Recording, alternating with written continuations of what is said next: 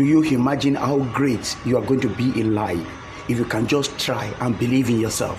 Start today. Start to believe in your step. Trust your mind. Trust your heart. If you can do this, you are going to attain anything in life. When you wake up in the morning, you think about going to every different places, going to the bank, going to every other places. But have you ever been thinking about your debts? That debts can also come. Have you think about debts?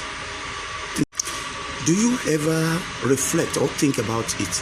Whenever you find yourself being alone in your room at home, that is the reflection of how our grave will be.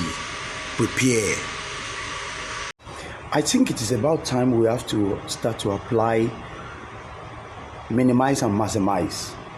People who do not trust and believe in your success, minimize them. People who are ready to help you, maximize them.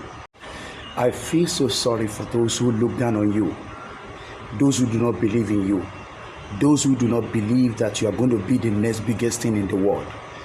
Just keep trusting yourself, keep working hard. They will soon see what you have made. Hello guys, welcome to my YouTube channel. Like, share and subscribe to my channel.